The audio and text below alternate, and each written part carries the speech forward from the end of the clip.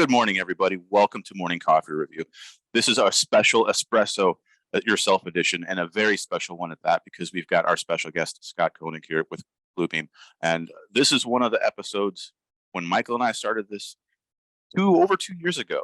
Like, man, we got to get Scott on, because Scott plays such a crucial role, not only for Bluebeam, but for us in our careers, and really guiding us. And we're just beyond honored to have you here. And with that, I want to say good morning. How's it going today? It's Tuesday. It's going well. It's going well. I'm sitting in my home office just outside of Boise, Idaho. Beautiful day today. So working out really well, but it's good to be here. I'm excited to be here. I know we've been talking about this for a while. And so I'm very happy to be here with you guys and just hang out with you guys, because you guys have always been such huge, just some huge advocates for not only the BCI program, but even Bluebeam in general. So from me and as well as the company, thank you guys. Appreciate it. So.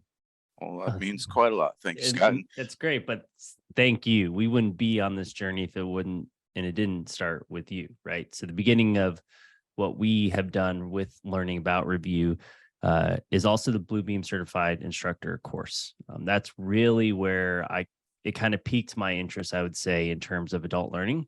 I definitely, starting out in the industry, the reason why I wanted to be consultant and why it really piqued me coming to ATG was to get back and teach.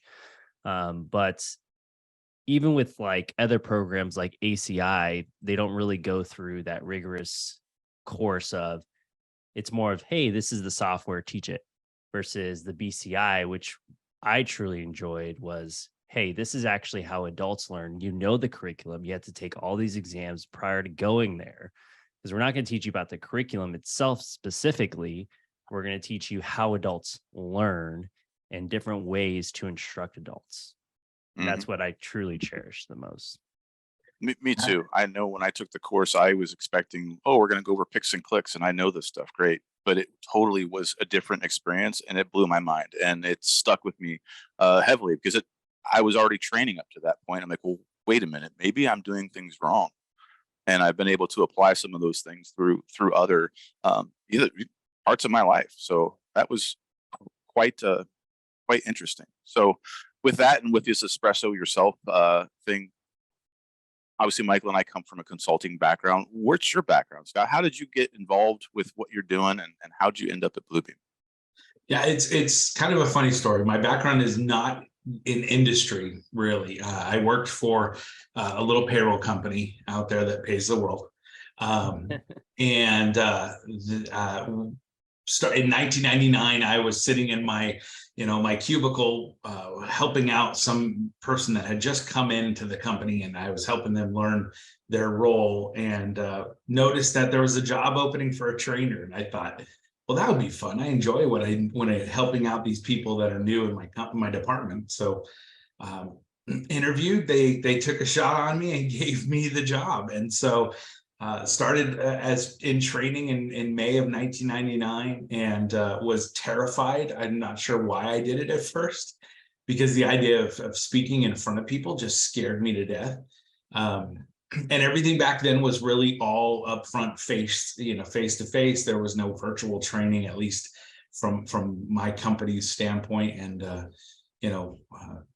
all these years later, I was there for another 16 years, and then was let go, actually, because they were just downsizing, and it was time, and that was fine. And no hard feelings for that either.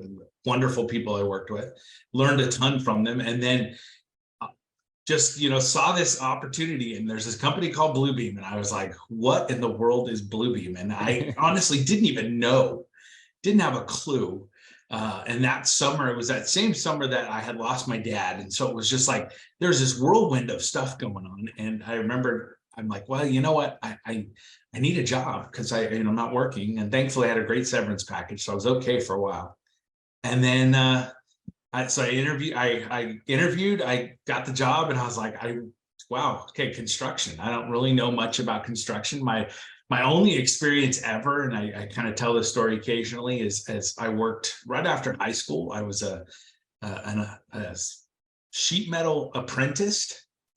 So I actually worked on a building in downtown LA for about, I don't know, 6 months or so, and hated it. I hated coming home because I was, in sheet metal, you're doing air conditioning, so you're coming home with fiberglass in your hands and on your clothes, and that stuff doesn't ever come out. And it was, I didn't like it. I didn't like being up at 4 a.m.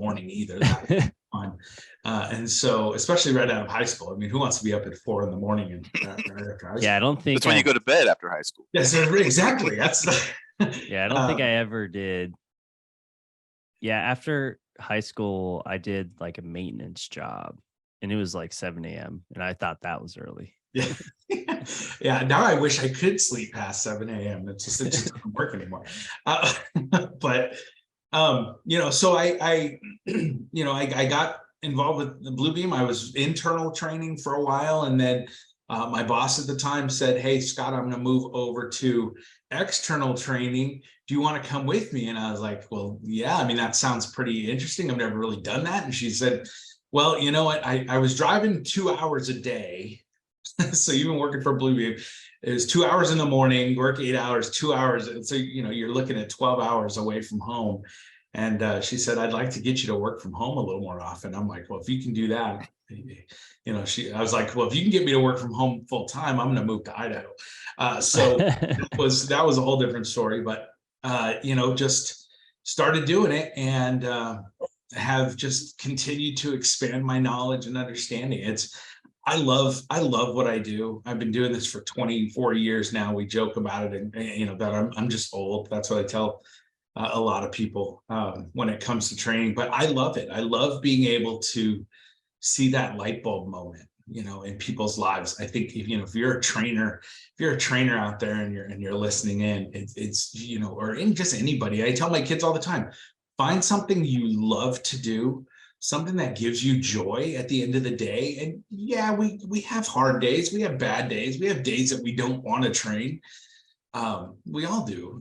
But I think just finding something you love to do and you get excited about, and even after 24 years to still get excited about it, that's what gets me up in the morning. I mean, I get up and I get in here and I'm like, yeah, I turn it on, I'm like, oh my gosh, I had class today. Oh my gosh, I have 2 classes today, or whatever it is. But it's like when it comes, everything turns on, you just get excited and you're like, let's do it. I get to pour into people's lives in a positive way. And some of them have really horrible days and you can just pour into that, and hopefully sometimes you can turn those days around for them. So yeah, Absolutely.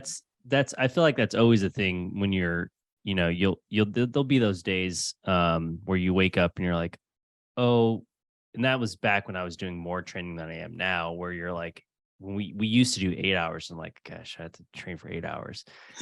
But it's like a light switch. Like once everyone's in the room, it's like a light switch. You literally, as an instructor, flip it on, and then all of a sudden you're like, it's go time, and you're just back in the groove, having a more enjoyment and fulfillment from instructing other folks. I mean, the only downside in times where I feel like it's a lull is when no one talks to me, so then I have to like talk to myself. But other than that, you're automatically, it's a switch and it's more fulfillment because you're seeing that engagement, people learning and asking questions, and how this software or any software is going to impact them. And outside of just instructing from a software standpoint, because that's what industry we're all in. But if you're listening in from an external standpoint where this may not be your industry, right? Just that light bulb moment. That's really what clicks when people are understanding it, asking you questions, or engaging. They're really understanding how it's impacting them, how it's going to be definitely beneficial. And sometimes it's hard, virtually. We in the virtual world, if you can see people, then sometimes you can see that light bulb moment. Sometimes when you can't see them, you just kind of, like, did I hear did I hear something that might trigger that? We are, starting to travel a little more, which is kind of nice. Getting out there and seeing people face to face. So you get to see that light bulb moment, which again, just gets me excited. I think, people, after we always joke as in training, after lunch, you have to have way more energy Mhm. than everybody else, because you got to start bringing people up, otherwise they're going to fall asleep. And so, you see those light bulb moments, and I start getting even more energized when those light bulbs go on. You're just kind of like, yes, there we go, we got them now. Are That you is one of fulfilling. Yeah, and are you one of those instructors that, because I used to be one of those folks in school that would ask a lot of questions. So I enjoy when people try to like throw curveballs at me or ask a lot of questions. Are you one of those instructors you feel like you get fulfillment out of someone that's one of those students? I like the questions. I'm always afraid of them, because we're always afraid of the fear of the unknown, right? And somebody's going to ask me some crazy question. You're like, what are you talking about? And so, I do like questions. I think the more and more I've been doing this, I realize I know a lot more than I think I do. And so I'm usually afraid of the unknown, although I don't typically get a lot of curveballs where I'm like, oh yeah, I haven't heard that before. Um, but it's yeah, I do like people that interact. When it's a quiet class and you're just like, okay, nobody has any questions. Is anyone still there? If it's virtual training and you can't see them, you're like, are you guys still there? Are you still out there? Mhm. I mean, your name's on the in the participants panel, but are you really there? Are Are you you really paying paying attention? That's the it- worst. it's like crickets, right? You're just like, am I alone? But it's yeah, I love the questions. I love when people ask questions. And I'm one of those trainers, and I think everybody should be, like you said earlier, if you don't know, just admit it. You don't know. There's a lot of people have said, to me, well, but if you don't know, that doesn't really help anybody. Well, it's like, well, you're right. But if I also lie to you, it doesn't help you either. So um, if I don't know something, I'm completely fine and happy saying, I don't know. But Right? I'm not going to leave it there, right? I don't know, but let me find out and I'll get back to you, because that's part of learning. And I love that too, because I get to learn as well. I think every class I've ever taught, I go into it with the idea of I'm going to give knowledge today. I'm going to get knowledge. There's something somebody's going to say that I can learn from, and I can get better at, Yeah, and just and by that's one of understanding. those things that I hold from the last BCI, and we'll get to talking about that if folks are interested in taking one of the BCIs, which is beneficial too because it's a Bluebeam certified instructor program. But if you're really looking for a course that will increase your ability to instruct adults, I highly suggest taking it. But one of those things that I took from this last one, and we'll talk about the new rework of what the BCI is compared to what it was when, I don't know if you remember, Scott, when I took the first BCI, for those folks that may not have heard this story before, I dropped boiling water on my foot, had 3rd-degree burn, still went the next day to good old Chicago with a burnt foot to do the BCI. But it was more of a longer kind of, it was a different type of structure than what it is now. But what I took from this most recent one was, right, you've done your job as long as you've regurgitated or given back to them in some kind of way, right? As long as all you're doing is pouring out, and Mhm. as long as you're pouring out and giving information back to the person that's being there, then you're doing your job. Yeah, Absolutely. yeah, I think yeah, I think we want to, obviously, you go in with an agenda, right? This is what I'm teaching, this is what I want to give them, or what I want to impart to them, and in a lot of ways, hopefully they're on the same path, right? They're like, yep, that's what I want to learn. I want to learn what you're going to give me. But yeah, I mean, we want to be able to do that. But I think in a lot of ways we want to connect to people too. I mean, I know that's a big thing with that's always been a big thing for me in BCI, is really connecting, not just connecting, obviously connecting to the BCIs, because I love my BCIs. I'm always happy to get questions and emails from BCIs that are just like, Scott, I need help with something, or even just, Scott, how's it going? Haven't talked to you in a while. Those are always fun as well. I love my BCIs. I have a huge amount of respect for my BCIs for what you guys are doing out there. And so in the class, I'm trying to connect in a way that you may not, really try to connect in a typical class, but I think as any trainer, you really should. I try to connect in that way in all my classes. And sometimes I get people that you do connect with, and typically there might be one or two that you connect with really well in a 2-hour webinar. And you're like, well, how do you connect with people in a 2-hour webinar? Sometimes somebody will ask that one question and you're like, this person's really struggling with something.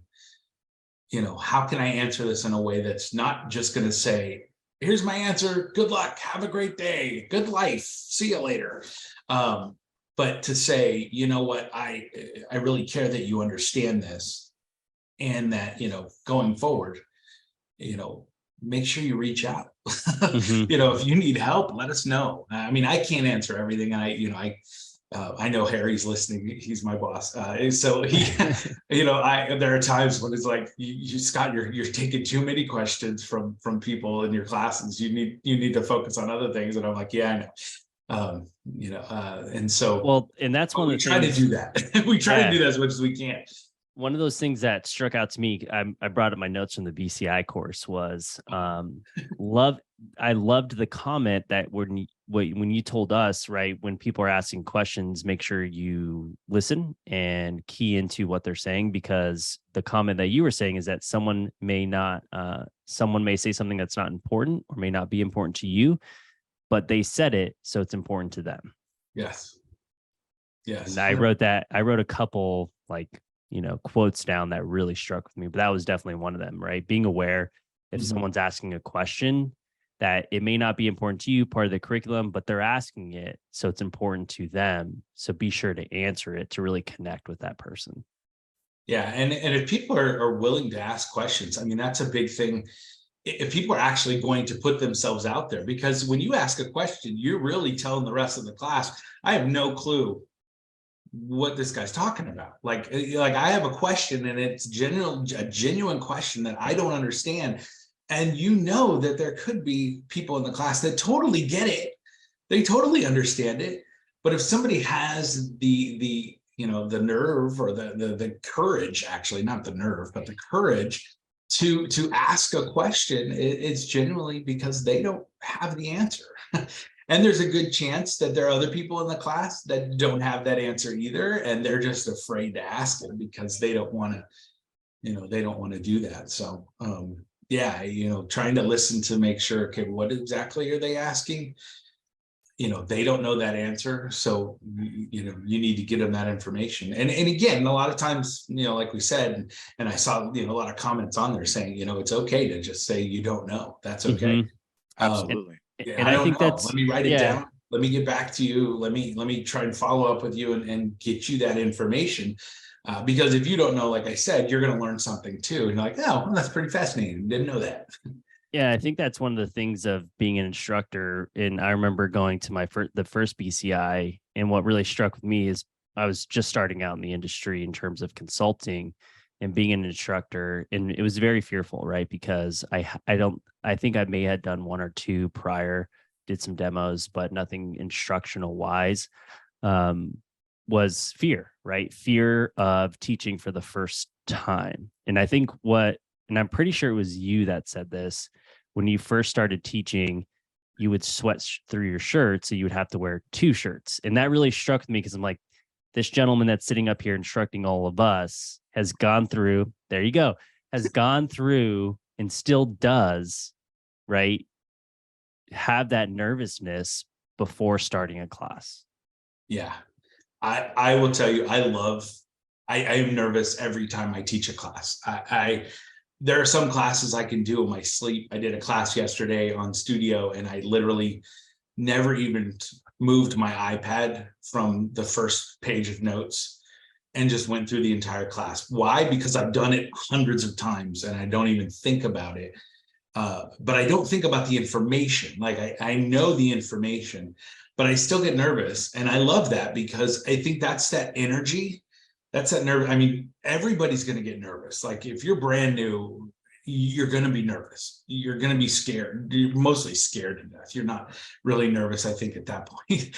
But I think getting that nervousness, it's adrenaline, right? It's your adrenaline is now pumping. Now you can let that control you, and then you just hold on, let me I think you click here, and I think, and everything comes out like, I think you can do this, and I think, as opposed to no, click here, do this, do that. But if you let that nervousness control you, then you get scared, you start to flutter, you start to panic in your mind. And I've seen it, I've done it in my earlier training years. But when you take that nervousness and put it into energy, then now it's like, okay, now I can be that, a little bit of excitement in someone's day. And I've been told, you're really way too excited about this, and that's fine. That's fine. You're way too excited about this. And you know what? You're right. I am excited about this because, again, I have a passion for adults learning. I have a passion for anybody that comes into my class to actually get the information and know the information and be comfortable enough in the information to go out there and just start playing around and get to know the software better. And so, yeah, guilty of being too excited. That's fine. But I love that nervousness. That nervousness, to me, when I'm not nervous, I get a little worried because then I'm like, okay, where's my energy coming from? If I'm not nervous, I'm like, what's wrong with me? What's happening?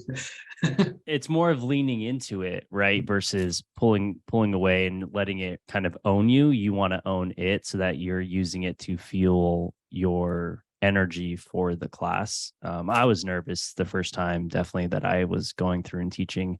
And really didn't pick up my wheels till a couple courses down the road. And that's really where you start to blossom, where you're able to use that energy to help fuel what you're doing in the training. And I think it's more of that fear of getting questions you might not know the answer to and then stumbling through it, versus letting that question just roll off and say, truly, you don't know the answer, and don't fumble through it in terms of trying to help in that moment. Cause I'm more of a helper. So I'm like, well, let's try to figure it out now. My early days, it was better for me to not do that. It was more of like, let me get back to you versus hey, let's go figure it out. But yeah, it's one of those things, definitely. If anyone listening in is ever wanting to learn more about being an instructor and you're afraid to just try it. Don't let that fear own you. Absolutely. And I was curious if you thought, and I think you just touched on it, Michael, that nervousness that comes when you're presenting, you're teaching, right? You know the content, you know what you're supposed to say, but that nervous comes from, what if somebody doesn't get it? Or what if somebody asks me a question that I don't know the answer to, right? And being able to balance that, when we talked about, it's perfectly okay to say, I don't know. Mm-hmm. I know when I've helped on job interviews, when people are interviewing here and we ask them a question, because we're trying to throw them off a little bit, right? You want to get them out of their comfort zone and ask them a question or whatever. And if they say, I don't know, I'll get back to you, and they follow through, man, you'll score way more points than coming up with some BS answer. Right? Yeah. I'll tell you that is definitely for sure. We will always try to throw curveballs at you, at least here, when trying to hire you on the technical side, for that very reason. We want someone that's first response is going to be, let me get back to you, versus let me fumble through it. So we're not actually looking for you to know the answer. We're looking for you to say you don't know the answer. Absolutely. That's a skill on its own. That's a part of the adult learning process, and the gratitude, or the humility, rather, there we go. The humility of being an adult in a profession like what we're doing that's so technical, right? And on that note, I'm a LinkedIn junkie. I probably spend too much time on there, and I've been following a lot of folks about discovery calls and training questions and doing demos and things like that. And there seems to be a pushback about asking any questions, right? You're doing a demo, you're doing something, and you ask any questions. And they're saying that's a cop-out. It's a way for people to say, nope, I'm good. How do you feel about that? Do you have another prompt to get questions out of people? I actually do. And I think we even talk about this in the BCI training. It's I word my, you know, I word that is what questions can I answer for you?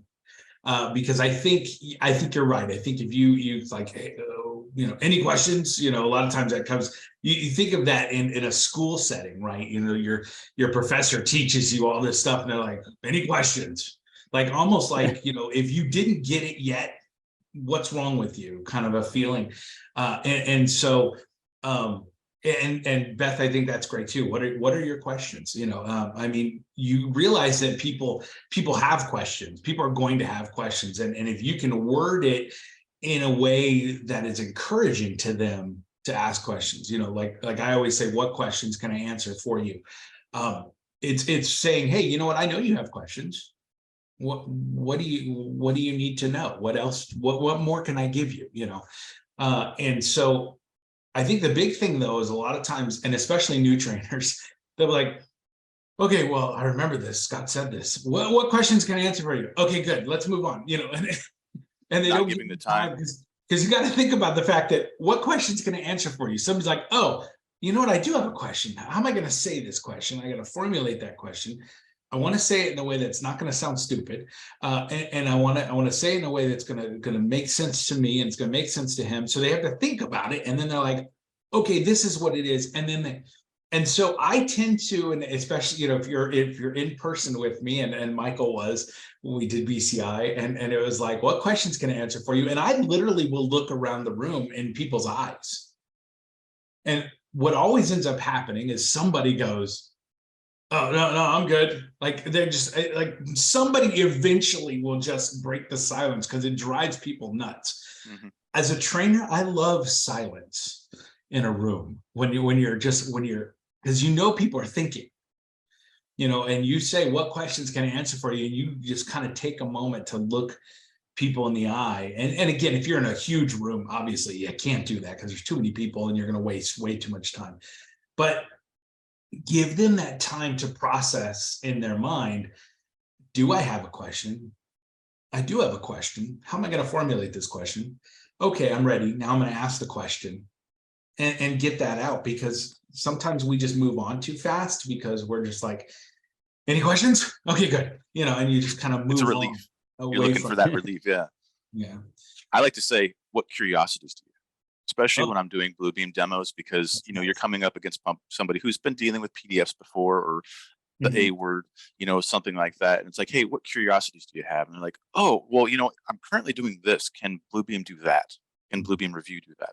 Yes, it can. Great question. Great, you know, that sort of prompt that I've been using a little bit more has been a little bit more effective than just any questions. Yeah. You know, because it is kind of a cop out sometimes. Yeah, I think you'll get more responses. I just think people, and you know, I'm a big fan. I've been told this several times. In when I first became a trainer, you know, obviously you're paranoid and everything, but as I've gotten better at what I've done, as I've mastered my craft a little bit more, and I would never say master really, but I've been told at times that when, you know, people come into your classroom and in the first 10 minutes, you know, you're basically just going through introductions and you're really just kind of welcoming people to the class. And one of the big things, you just got to make them feel comfortable. The more comfortable they feel, because people come in tend to, you know, you've got people with the mindset of, I have to learn this or I'm going to lose my job, or I need to learn this because this is the way we're going. And oh my gosh. And they're a lot of times they're stressed about learning new things, especially if they're brand new to it. And I think getting people to feel comfortable enough to have the conversation, you know, during class. You know, I don't necessarily think of them as much of questions as, hey, I'm going to show you some things, and then you guys can, let's converse about it, you know, talk about it, question, you know, those questions come out in ways of, okay, I have a question about this. Okay, well, let's talk about this.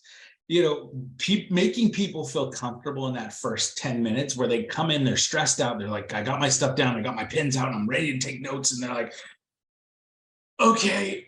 And then you make them feel comfortable. And then all of a sudden you just see the short, and you're like, okay, now we can have that conversation. Now I can show you information. I can teach you information because you're not so stressed out anymore. And I've been told that I do a pretty good job of making people comfortable in that first 10 minutes, to where the rest of the class, they feel comfortable asking those questions. Or when I do say, what questions can I answer for you, that people are like, oh yeah, I can ask a question, because it's a comfortable, safe space, that I know what I ask here, Scott's he either knows the answer, or he's going to get me the answer, because he genuinely cares about my learning. And I think creating that space is so incredibly important, especially with adults. I think, kids it's fun. I mean, I love my kids, and I tell them all the time, you go to school and learn. Well, I'm not going to use this stuff. Well, you're right. You're not going to, genuinely, you're not going to use this for a while. And they're like, what do I need this, this and that for? It's, well, in life, you're going to do this and that. So, oh, well, why? But, well, because it just happens, What do I need math for? Well, because you're going to go to the grocery store one day, and you're going to give them some money, and they're going to give you some change, and you're going to be like, did I get the right change? I mean, and like, then they're like, well, who uses money anymore, Dad? It's like, oh, stop it. Like I said, I'm old. I do. So. But I'm like, I said, yeah, but you're going to swipe something, and you're going to want to make sure, did they take the right amount out? And did my bank do the right calculations on that? And, I'm like, so you're going to use this later in life, but adults aren't using it later in life. They're using it now. And so we don't have, this school year worth of time to really pour into someone, and to get them to realize how much you truly care about them, and how much you truly care about their learning process, and want them to understand. And so you really have maybe, 2 hours, 4 hours, 8 hours, depending on the class, maybe a couple of days if you're lucky, for them to really go, you know what, this guy actually does care about me learning this stuff. And so, I think that first 10 minutes is critical. I think the way you ask if people have questions is super critical. I think just when it comes to adults, because we're so different. Yeah, We really are. And on that note, I definitely want to talk about and learn more. As some folks are learning and listening, and you can take the moment to shut your blinds if you want. I key up the question. I'm gonna turn my camera off, because this weird background. Somebody mentioned the background. My screen does turn blue because I have that fake background on.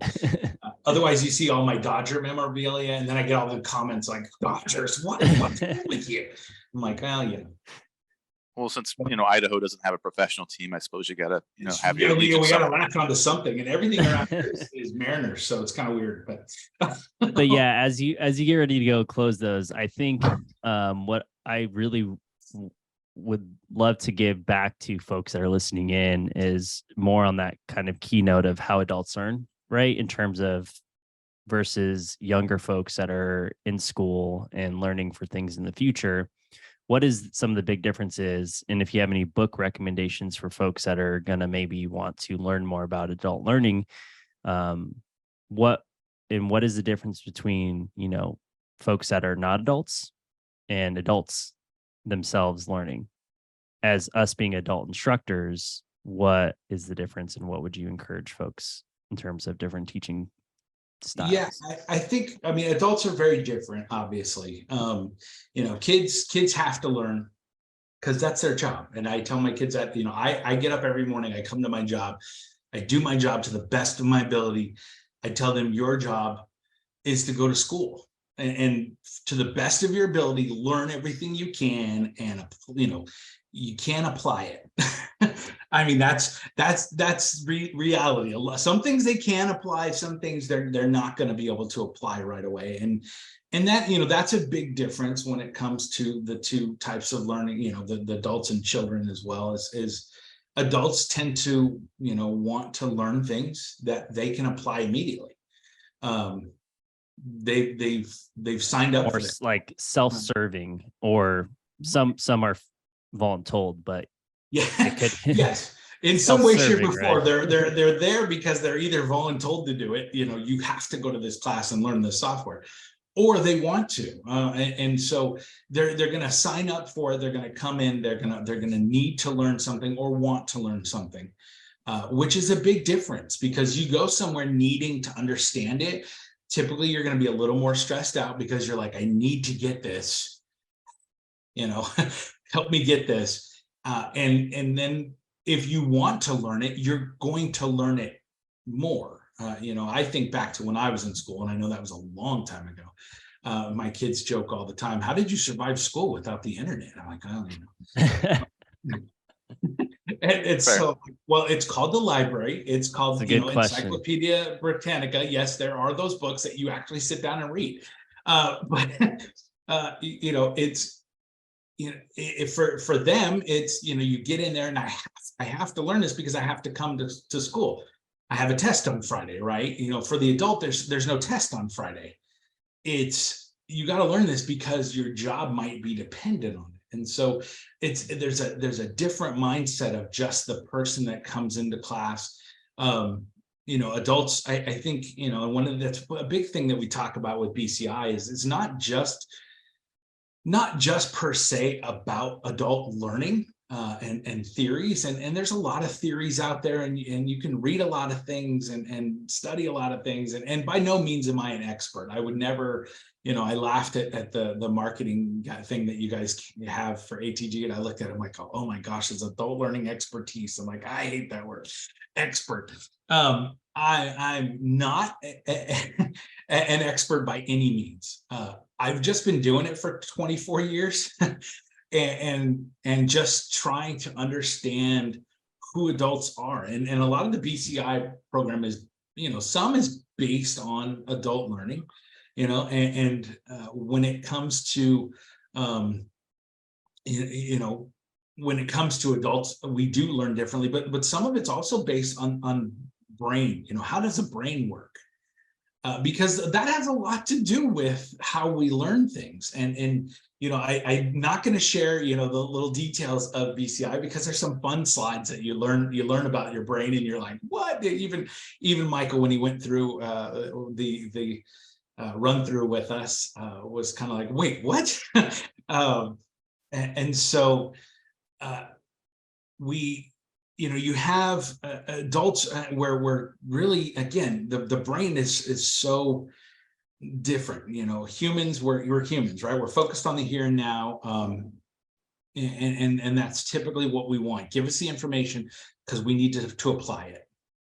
And so when it comes to that, a lot of things, a lot of the old things have been debunked. Things of the past, maybe 30, 40 years worth, not worth, but 30, 40 years prior of adult learning things. The adult learning theory has definitely changed in terms of really understanding how adults learn. And that's something that I keyed into from the BCI course, which, again, new BCI course coming out. We'll drop a link to that. Did you guys get the webpage up for that? Everything is up and ready to go. We've got classes out there. We've got people starting to sign up. So yeah, I have a link for us later. So and space is limited for that, right? Yeah, we typically keep the courses to about 10 each. That is done for a couple of reasons. One of which I am in there, and the testing piece would take all day if it was more than that. But I think what we're looking to see as we get these, if we do get a lot of people signing up, then we'll just start adding additional classes. So as opposed to, I think before we were just like, hey, we're going to schedule something way far out in advance and first 10 people can come. Virtually is a little different. I think what we did Chicago, I don't remember which class you were in Chicago, because we had one in the office, which was really small, and then we had one in a secondary location. It was huge. I think you were in the big one. Yeah, that's the bigger one. Yep. And which was really kind of cool because it was right next to the river, so the boats would fly, and I would be watching the boats go by. But yeah, we do have all that's been set up. So we will have that link here in a little bit. And Bruce, I'll answer your BCI course question here in just a second. Because what is BCI course? But the big thing, and Harry just put in a link in the chat. So if you want to find out Thanks, more, Harry. click that link. Which, by the way, took me by surprise. There was 2 celebrities in the BCI course this year. So yes, there was Harry Potter, and then there was Kevin Hart. Kevin Hart. Yes, my kids love it. I work with Kevin Hart and Harry Potter. I actually work for Harry Potter. Harry Potter is my boss, so that just makes it even better. And he's awesome, as you can see. He just finds stuff. He's a wealth of knowledge where I'm not in a lot of ways, which is awesome for me. But a lot of the adult learning theories and things that you've heard or learned in the past, if it's 30 plus years old, a lot of that has been debunked, and not in a bad way. I don't think any of it is horrible information. I think if you ever read or see something where it kind of pigeonholes people, like you can only learn in this particular manner, it's like, that's not true. And I've always struggled with that. I sat in a class where somebody told me, like, you have a specific learning style and that's how you learn. And I thought, well, no, I can learn from reading a book. I don't like it. Maybe you have a preferred learning style that's maybe a little better, but I think we need to and can learn from a lot of different methodologies. So things like that, things that say, you have to learn this before you can learn this, before you can learn this. And it's like, well, I might pull from this up here so that I can help build that knowledge now so I can move on. A lot of those, I think, just kind of pigeonhole people and like, well, I'm never going to get to this point because I can't learn this and this. And it's like, I don't think that's 100% true. I think, when it comes to that, adult learning it's a re-emerging field. It's new. I mean, there are a lot of newer things. I think if you're looking 15 years, 20 years, recent, you're going to see more information. The hard part is it's really fragmented. A lot of companies, if you see, big businesses and like, hey, we've got this adult learning. Keep in mind, a lot of them probably did research for their business. Right. We're going to do research on our business and adults and in our business so that we can sell more product. And then there's nothing wrong with that. It's where we live, right? I mean, it's capitalism at its best, and that's great. And companies should do that, I think, and researching that. But I think when we take it and go, hey, this is it. I think the big thing, not one size fits all. I think if you ever come up with training and are creating training and think like, well, this one training, we're going to do word for word, and this is going to fit everybody's needs. You're out of luck. It's just not going to happen. Being willing, being ready to be flexible, and pivot, as Kevin or as Michael likes to say, pivot what always. Always, be ready to pivot, and whenever you need to, because you just never know. Not one size is going to fit all, people, but it's definitely, it's definitely changing. I think so much of adult learning is focused academic wise, on school type things. So when it comes to adult learning in business, I will tell you in my experience, adult learning to me really is, what I'm trying to do in every class is I'm trying to figure out a way to find out what your challenges are. When you're coming into class, if you're an adult, if I can figure out a way to find out what your challenges are, and that can be a lot of like those pre-emails, right? Those pre-set up things where you kind of bring people in and you're like, hey, what's your focus? How do you use Bluebeam on a day-to-day basis? And yes, I called it Bluebeam. I didn't call it Bluebeam Review because most of our customers call it Bluebeam now, and so we've kind of transitioned. I know in old BCI, when I said old BCI was like hit home. Yeah. Call it review. Okay. Thank you. Yes, I feel relieved that you just said you're that. Released. By the you're way. released from that. I heard you do that earlier because you said Bluebeam and then you said review afterward. But I think, getting, just trying to figure out prior, if you can, understanding what people's needs are. Now, a lot of times we do training for specific companies. So maybe it's an electrical company, and I know going into it, okay, if I'm, helping out an electrical company and I'm talking about Bluebeam and we're going to get into measurements, they're going to be mostly concerned with linear measurements. They're going to be really wonderful. Counts are going to be great. Visual search is going to be amazing for them. And so I may change slightly a class that I typically will teach area measurements and all those other things, volume and all that. And I still do that, but I might kind of breeze through that pretty quick, knowing that linear measurement and the poly length, the perimeter, mostly poly length if it's electrical, but poly length and counts and visual search, things like that. So just knowing who your audience is, and we go into this in BCI, that's a big thing, I think, throughout the entire course.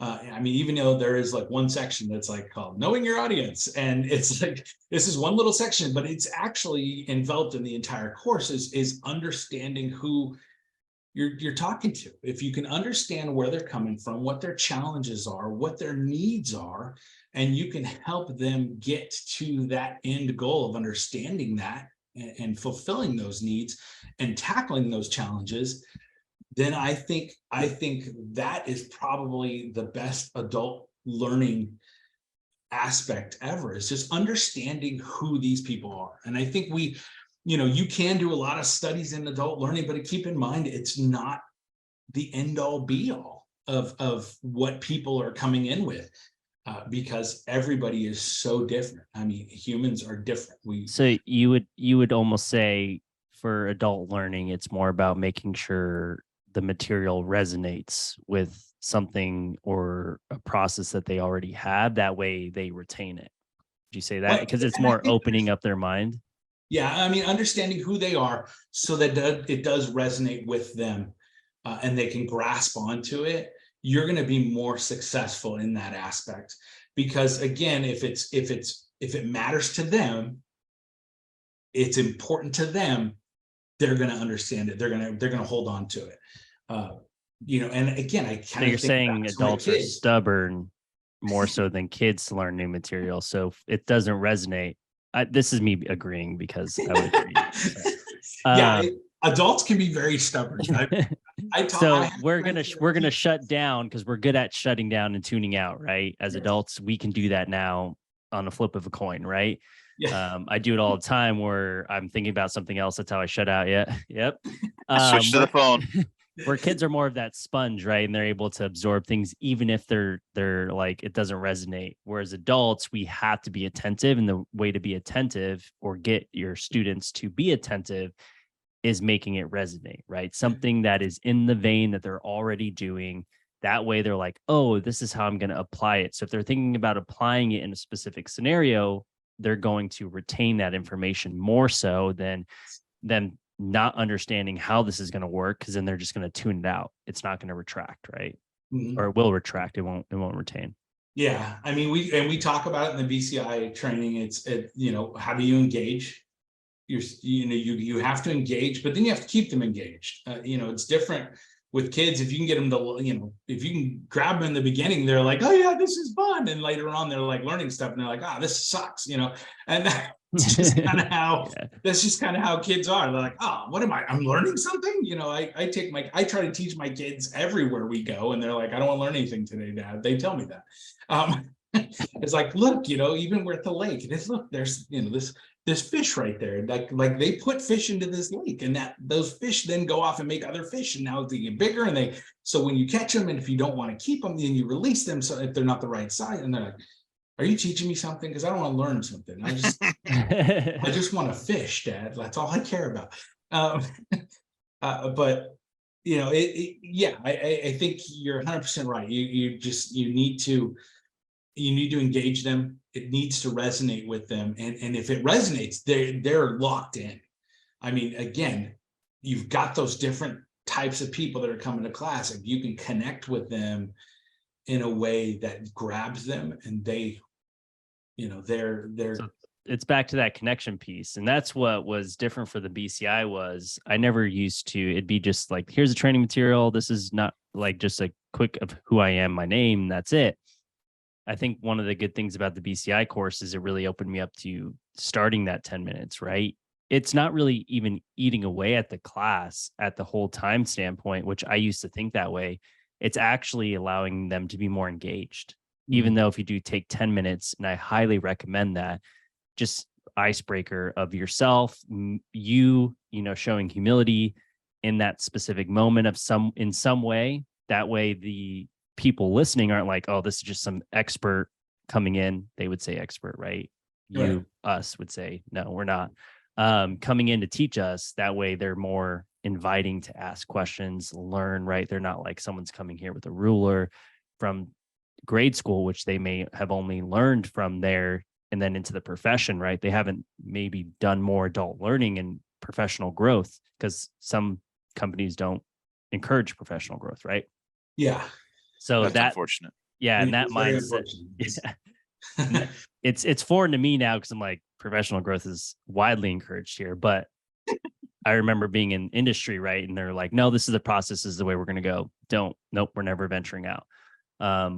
But that mindset, right? So just inviting that we're learning, it's engaging, you know, and then humility behind it, that you're not the expert, right? That will also kind of ring true. So yeah, I completely agree. And you know, just it does, that humility aspect. I know I say all the time, I don't come from industry. I can't do what you do. And sometimes I sound like I know what I'm talking about. Like I can talk because I've been doing this for 8 years. You know, I've been with Bluebeam for 8 years. And so I understand the industries we work with in a sense of, I get it. I get what you're trying to accomplish. Could I do it? No. And I would never pretend to be that way. And I don't ever, I never, ever come across, I know what you do every day. I know how to do it. Let me tell you how to do it. You know, and it's like that.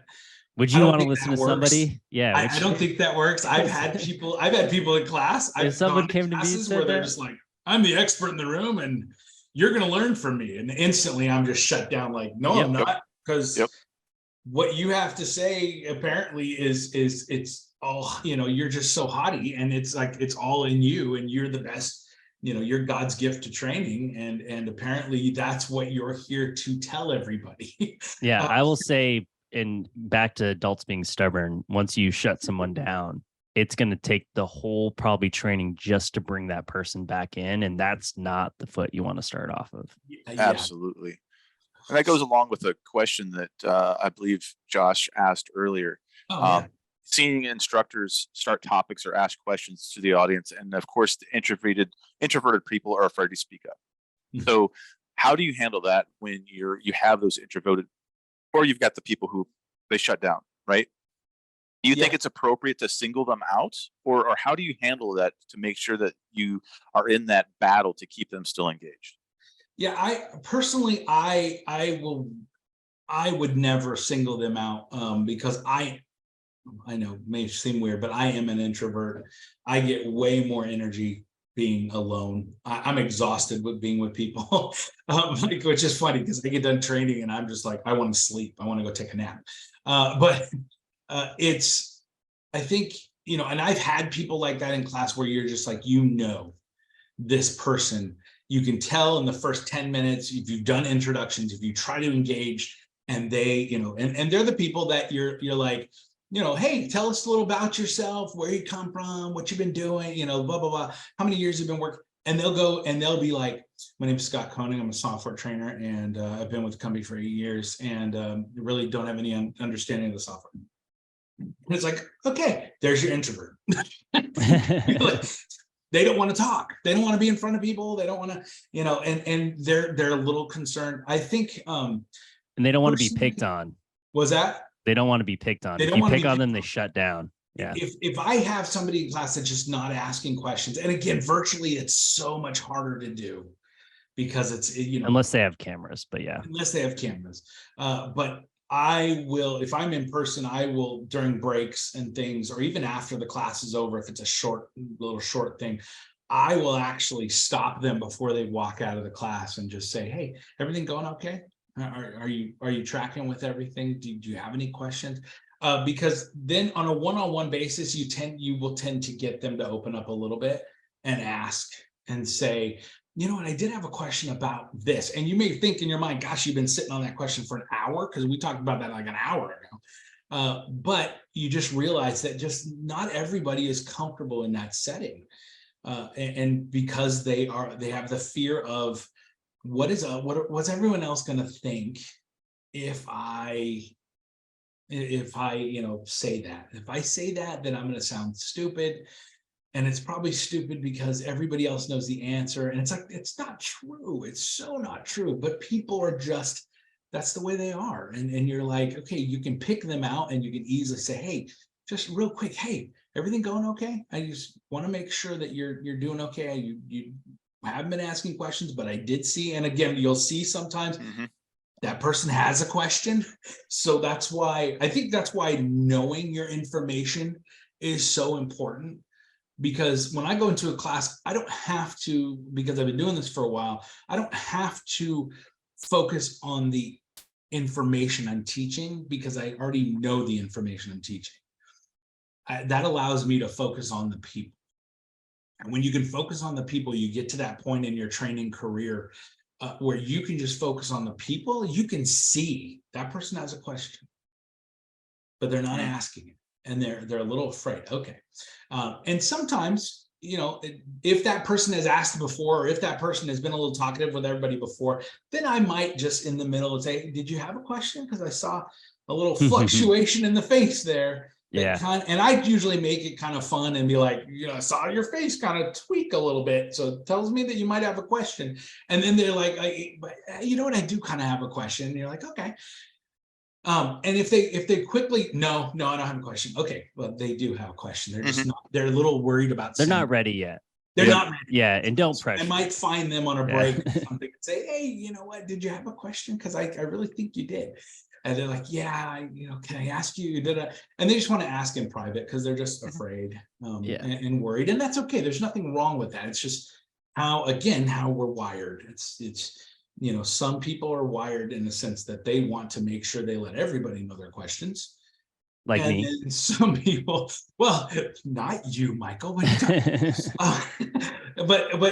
there are some people, I've had people ask me questions to try and like sound more, more knowledgeable than I am. Well, Scott, can't you do this and this and this to get that same accomplishment? I'm like, I don't know, can we? And it's like, right away, okay, this person's just trying to, and you're like, let's okay, let's try that. You can do this and this and this. Oh, it didn't work. Oh, well, no, you did it wrong. You have to do this. Okay, this and this. And it still didn't work. And they're like, it works on my computer. No, it doesn't. But you're like, okay, okay, that's great. If it works for you, that's wonderful. And then and that person will instantly, their questions will be like, okay, I need to ask serious questions because he's not going to let me be, the guy, that person in class who knows everything. Well, with that, let's take the rest of the time that we have, because we have like 2 minutes or 1 minute. As always, we get into the weeds, but I was keeping track of time because I knew we would get into the weeds and have a good chat. So, BCI. Yes. What is the course? What's happening to current BCIs? We'll go a little bit over what's happening.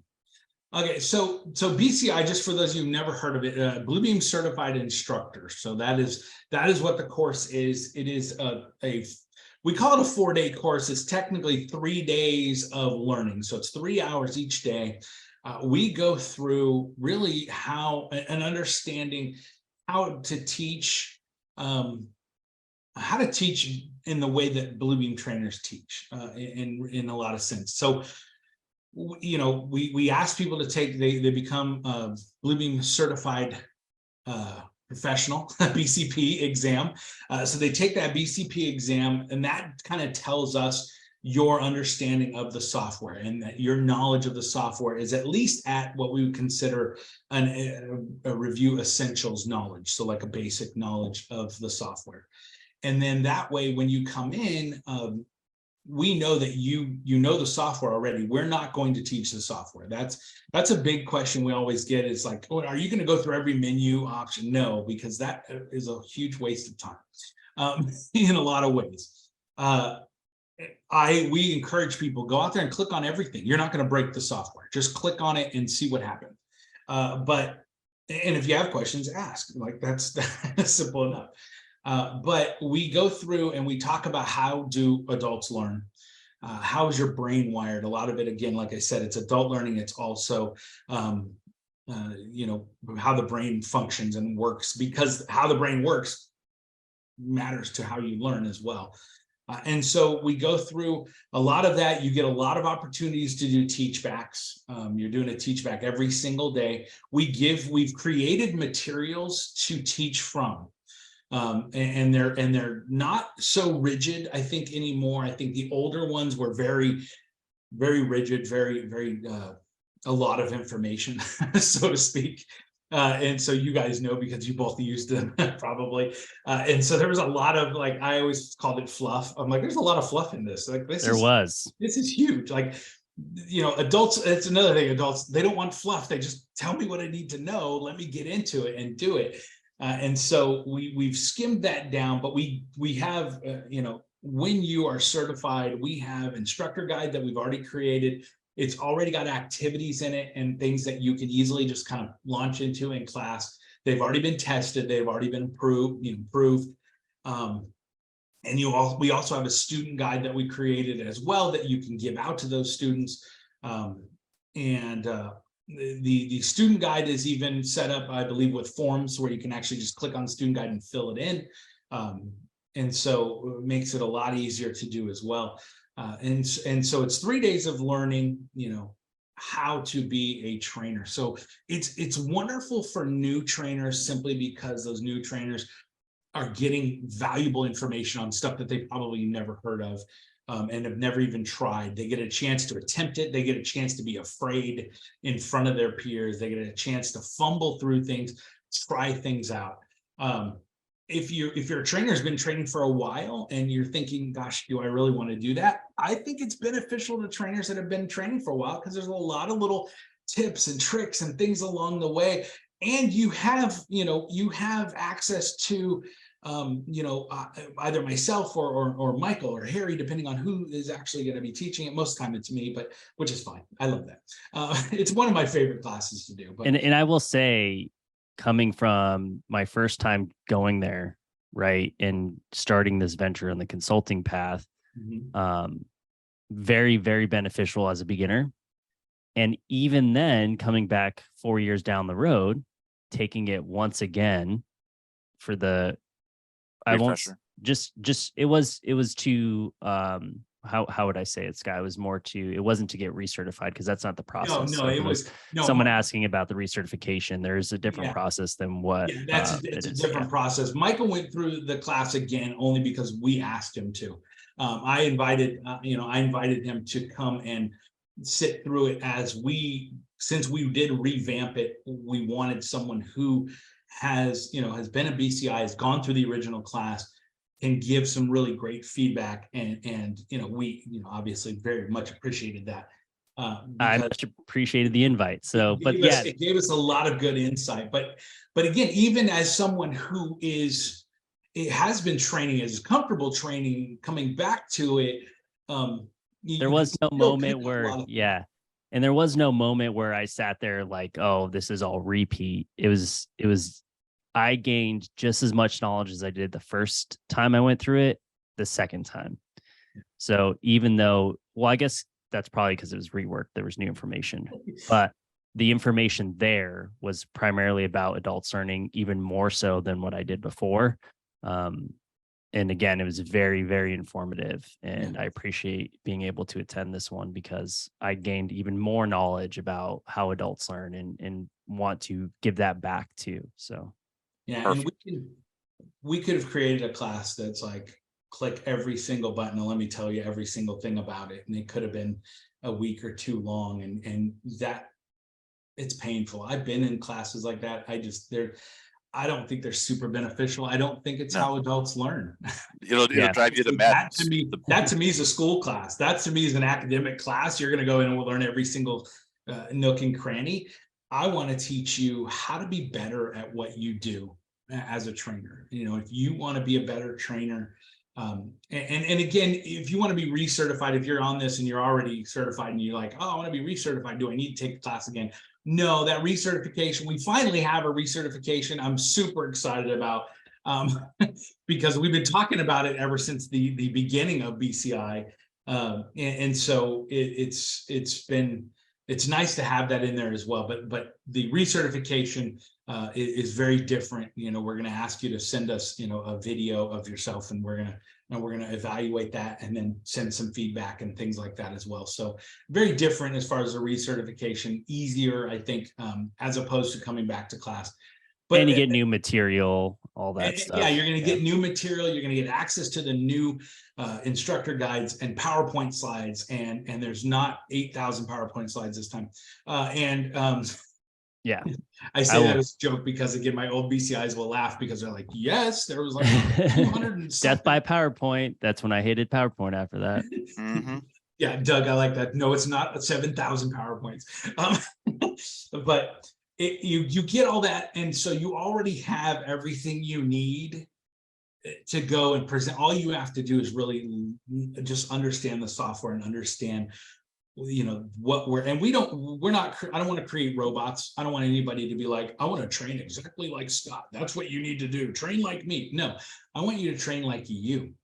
I want you to take the information and say, okay, this is all good. Here's the layout of what I need to cover. These are the essentials of understanding Bluebeam and getting people into that. And so as long as people understand the essentials of it, they can go and start to explore those other things. And they come to podcasts like the Morning Coffee Review and they're like, whoa, links, this is cool. That's totally different. And we didn't really talk about that in essentials, but this is cool. And you start to gain more information because you get excited about the software.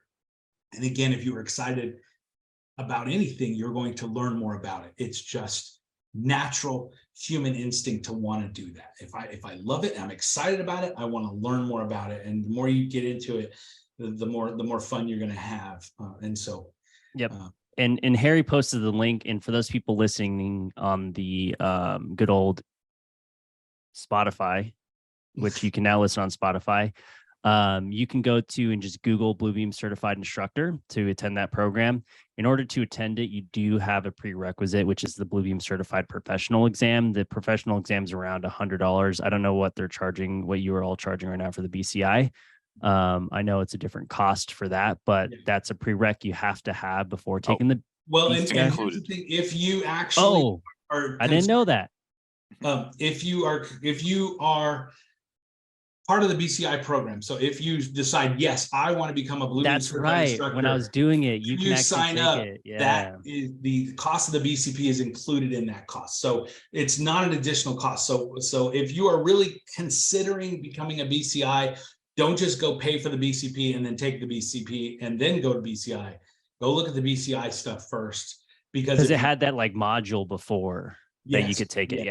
Yeah, because it is a requirement. So we're like, okay, if we're going to make a requirement for the BCI, you need to pay an additional. Yeah, we don't want you to pay an additional microtransaction. I love it. I love that you didn't do that.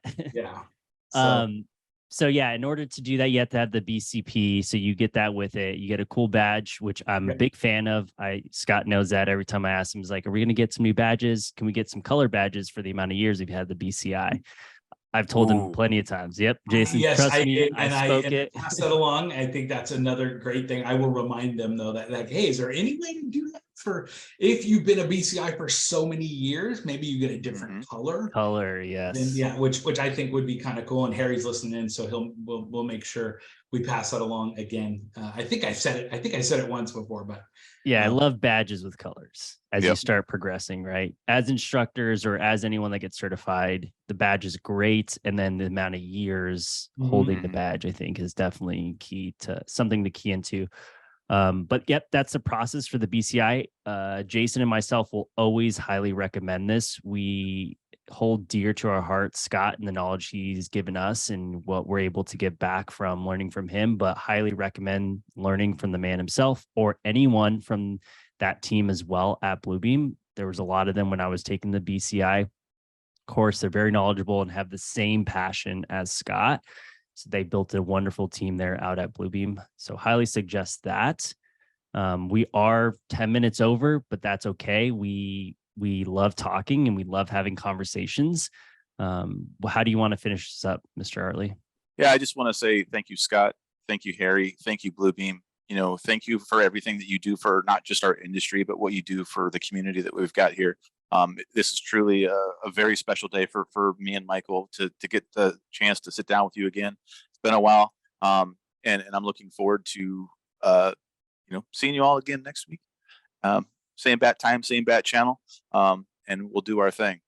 But thank you everybody for joining us today, and thank you again, Scott and Harry and Bluebeam. Yeah, and again, thank you guys. ATG, you guys are always so supportive, not just of BCI, but also Bluebeam, and so that's always appreciated as well. So and like I said, it's always fun to just hang out with you guys. So likewise, it was a great time at XCon, and hopefully in the future, if there's any more of those, and then also on the pod, right? Whenever you hop on and help us out, we appreciate it. And who knows, we'll probably have you back on. It's always a wonderful time to have a great open conversation with you, Scott. Very revealing. It's always welcoming and it's great conversation. But thanks everyone for tuning in today. And thanks Bluebeam for allowing Mr. Scott to come on and have great conversations with us. And thanks Harry for tuning in and assisting on that side as well. So until then, we'll see you all next time. All right. Take care, everybody. Take care.